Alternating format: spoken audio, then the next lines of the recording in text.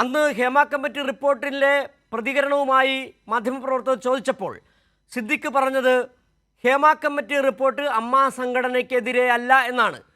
ഫലത്തിൽ അമ്മ എന്ന് പറയുന്ന സംഘടനയിലെ ഒരു ഭൂരിപക്ഷം അംഗങ്ങളിലേക്കും നിരവധി പേരിലേക്ക് പ്രമുഖന്മാരിലേക്ക് ആരോപണങ്ങൾ എത്തിച്ചേരുന്നു. അന്വേഷണ സംഘത്തിൽ ആദ്യ പരാതി എത്തിച്ചേരുന്നു. നിലവിൽ അമ്മ സംഘടന എന്ന് പറയുന്നത് പല കാലഘട്ടങ്ങളിലും പല വിമർശനങ്ങൾക്ക് വിധേയമായിട്ടുള്ള സംഘടനയാണ്.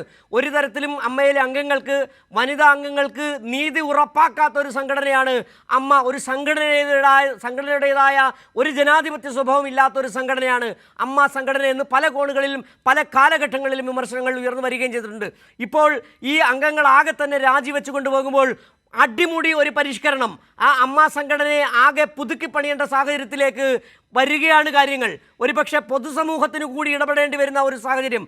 അങ്ങനെയാണ് ഈ കാര്യങ്ങളൊക്കെ ഉരുത്തിരിഞ്ഞ് വരികയും ചെയ്യുന്നത്. നിലവിൽ അഡ്ഹോക്ക് കമ്മിറ്റി രൂപീകരിക്കുക, 2 മാസത്തിന് ശേഷം തെരഞ്ഞെടുപ്പിലേക്ക് പോകും എന്ന് തന്നെയാണോ തീരുമാനിച്ചിരിക്കുന്നത്? ഇത് ഔദ്യോഗികമാണോ കാര്യങ്ങൾ? ഇന്നത്തെ ഓൺലൈൻ യോഗത്തിലാണോ ഇക്കാര്യങ്ങൾ തീരുമാനമെടുത്തത്?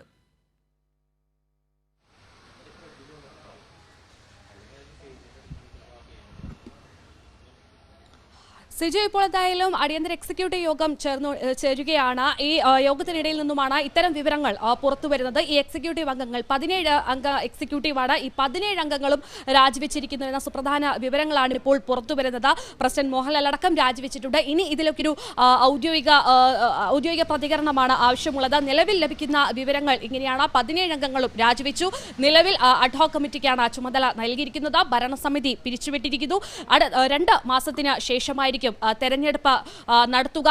ആദ്യം ഈ സിദ്ദിഖ് രാജിവെച്ചതിന് പിന്നാലെ അപ്പോഴും പ്രതിസന്ധി ഉണ്ടായിരുന്നു. എങ്കിൽ പോലും ജോയിന്റ് സെക്രട്ടറി ആയ ബാബുരാജ് എന്ന് പറഞ്ഞത് ഈ അമ്മയെ ആരും അമ്മ ഒറ്റപ്പെടില്ല, ഞാൻ ഉണ്ടാകുമെന്നായിരുന്നു ബാബുരാജ് ആദ്യം പറഞ്ഞിരുന്നത്. പിന്നീട് മണിക്കൂറുകൾക്കകം തന്നെ ബാബുരാജിൽ നിന്നും ഒരു ജൂനിയർ ആർട്ടിസ്റ്റ് ലൈംഗിക ആരോപണം ഉന്നയിച്ചു.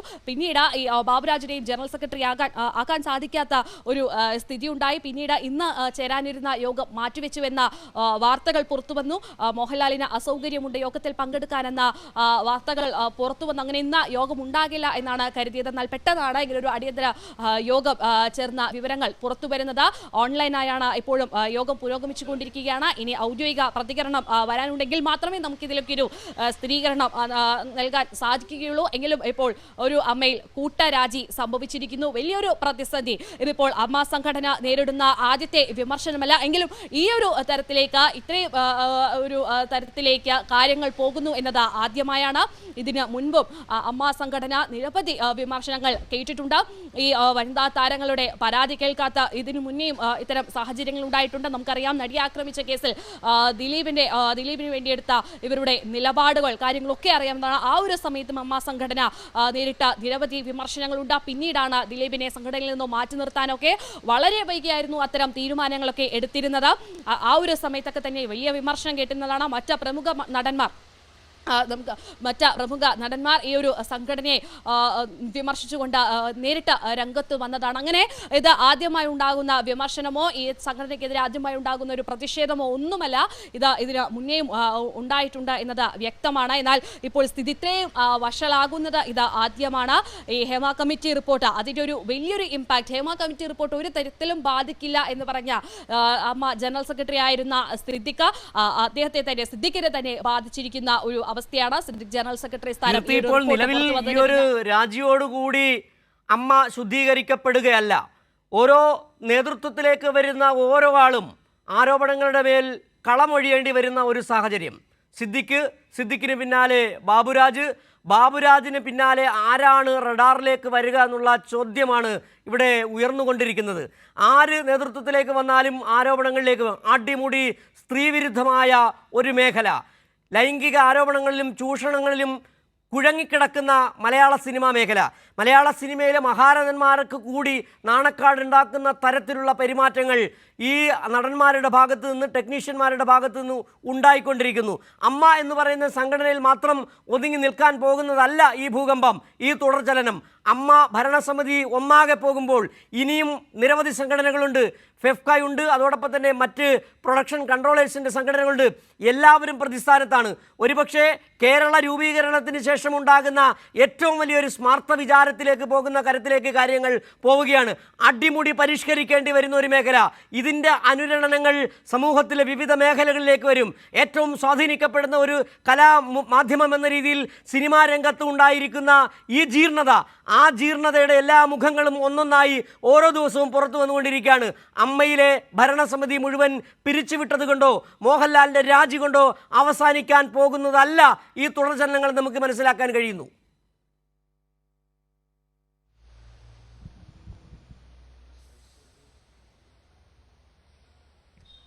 തീർച്ചയായും സിജു, അത് തന്നെയാണ് ഏറ്റവും പ്രധാനപ്പെട്ട ഒരു കാര്യം. ആദ്യം സിദ്ദിഖ് രാജിവെക്കുന്നു, ഒരു ലൈംഗിക ആരോപണം ഉണ്ടാകുന്നു, മണിക്കൂറുകൾക്കകം തന്നെ സിദ്ദിഖ് രാജിവെക്കുന്നു. എന്നാൽ അമ്മയെ കൈവിട്ടില്ല എന്ന് പറഞ്ഞ ജോയിന്റ് സെക്രട്ടറിയായ ബാബുരാജ് രംഗത്ത് വരുന്നു. അതിനുശേഷം മണിക്കൂറുകൾക്കകം തന്നെ ഒരു ജൂനിയർ ആർട്ടിസ്റ്റ് ലൈംഗിക ആരോപണം ബാബുരാജിനെതിരെ ഉന്നയിക്കുന്നു. പിന്നീട് ബാബുരാജിനെ ജനറൽ സെക്രട്ടറി ആക്കാൻ സാധിക്കാത്ത മറ്റൊരു നിസ്സഹായ അവസ്ഥയിലേക്ക് അമ്മ സംഘടന എക്സിക്യൂട്ടീവ് കടക്കുന്നു. പിന്നീട് ബാബുരാജിനെ ആക്കാതെ മറ്റേത് താരത്തെയാക്കും, ഇനി മറ്റൊരു താരത്തെയാക്കുമ്പോൾ അവർക്കെതിരെയും ആരോപണങ്ങൾ ഉണ്ടാകുമോ എന്ന ആശങ്കകൾ ഉണ്ടാകുന്നു. അങ്ങനെയാണ് ഇന്ന് അടിയന്തര എക്സിക്യൂട്ടീവ് യോഗം ചേർന്നിപ്പോൾ ഈ 17 അംഗങ്ങളും രാജിവെച്ചിരിക്കുന്നത്. എന്നാൽ ഈ എക്സിക്യൂട്ടീവിലുള്ള 17 അംഗങ്ങളും ഇതിനൊന്നും തന്നെ യോഗ്യരല്ല. ഇപ്പോൾ വനിതാ താരങ്ങൾ, വനിതാ പ്രാതിനിധ്യം വേണമെന്ന ആവശ്യം ഉയരുന്നുണ്ട്. എന്നാൽ ഈ വനിതാ താരങ്ങൾ, ഇപ്പോൾ നിലവിൽ എക്സിക്യൂട്ടീവിലുള്ള വനിതാ താരങ്ങളൊക്കെ ഒരു വാർത്താ സമ്മേളനം നടത്തിയപ്പോൾ പ്രതികരിച്ചതാണ്. എന്നാൽ അവർ പറയുന്നത് അവർക്ക് അങ്ങനെ ഒരു അനുഭവം നേരിട്ടിട്ടില്ല, അവരുടെ വാതിലിൽ വന്ന് ആരും മുട്ടിയിട്ടില്ല എന്ന് കരുതി മറ്റ് താരങ്ങൾ ഈ വിവേചനമോ ഇത്തരം ദുരനുഭവവും നേരിട്ടിട്ടുണ്ട് എന്നൊന്നും തരത്തിൽ അവർ പ്രതികരിക്കുന്നില്ല. ഇവർ ഇപ്പോൾ നേതൃത്വത്തിലേക്ക്, ഇപ്പോൾ ഇവർ ഒരു ജനറൽ സെക്രട്ടറി സ്ഥാനത്തേക്കൊക്കെ വന്നാൽ പോലും ഈ വനിതാ താരങ്ങൾ മറ്റ് ഈ ഇത്തരം ദുരനുഭവമൊക്കെ നേരിട്ട താരങ്ങൾക്ക് ഒരു സുരക്ഷയും ഉണ്ടാകില്ല എന്നത് ഉറപ്പാണെന്ന് കരുതിക്കൊണ്ടാവണം ഇപ്പോൾ ഈ എക്സിക്യൂട്ടീവ് ഒന്നടങ്കം തന്നെ പിരിച്ചുവിട്ടിരിക്കുന്നത്. ഈ 17 അംഗങ്ങളും രാജിവെച്ചിരിക്കുന്നത്. പ്രസിഡന്റായ മോഹൻലാൽ ഉൾപ്പെടെയുള്ളവർ രാജിവെച്ചിരിക്കുന്നു. ഇത്രയും നിസ്സഹായാവസ്ഥ ഒരുപക്ഷെ അമ്മ സംഘടന നേരിടുന്നത് ഇത് ആദ്യമായിട്ടായിരിക്കും.